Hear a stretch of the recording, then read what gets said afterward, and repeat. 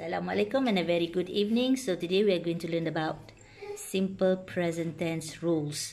So simple present tense dia terbahagi kepada dua. The first one, simple present tense yang menggunakan is, am, are verbs. Contoh dia, she is an English teacher. I am an English teacher. They are English teachers. Alright?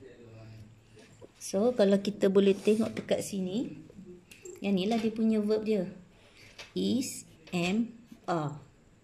Alright? Then we have other verbs. Kata kerja yang lain. Contoh dia. He teaches English. I teach English. They teach English. So, yang ni untuk singular, satu orang. Yang ni special case I. Yang ni adalah untuk plural.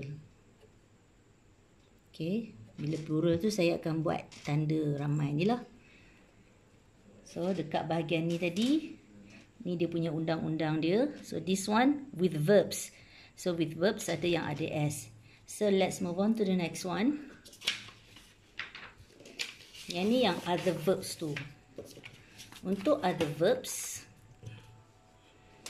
alright, contoh dia, Tina goes, she buys. Pendek kata untuk singular, semua kata kerja dia mesti ada S ataupun ES. Okay, mesti ada ES ataupun S. And then dekat sini ialah cara kita, dia punya spelling rules. Contoh dia, most verbs, kata kerja yang kebanyakan dia kita tambah S sahaja. Lives, buys, stays.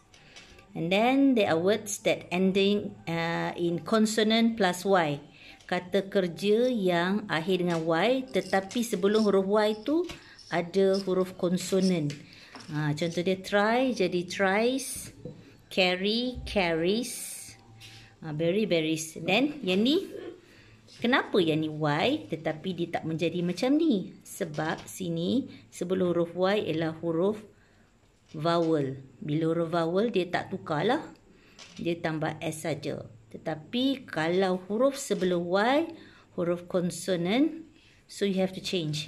Jadi tries, carries, semua kan. Y kita buang, dia tambah IES.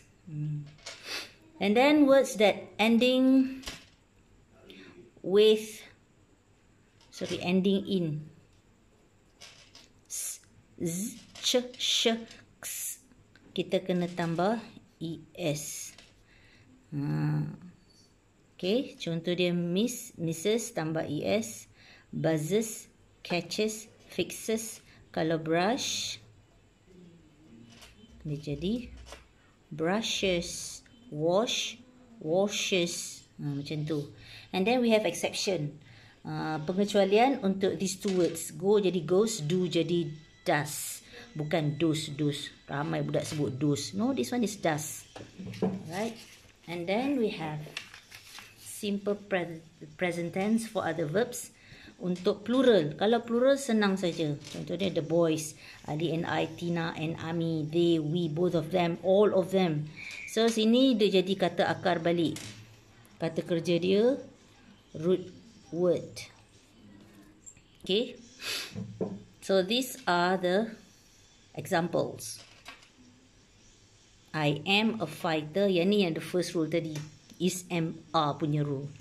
Okay. He is very fast. They are great inventors. And then this one yang other verbs. I buy. She goes. They walk. Everyone wears. Everyone ni memanglah setiap orang. Kenapa dia guna singular? Sebab every ni dikira sebagai satu. Every, setiap. Everyone, everybody. Same like this. Tengok tadi ni. Everyone, everybody, one of them. Semua dia akan jadi singular kata kerja dia. Okay. Kalau yang ni, both of them, all of them dikira ramai. Okay. So I hope this helps. Thank you for watching. Don't forget to subscribe my channel. Thank you very much.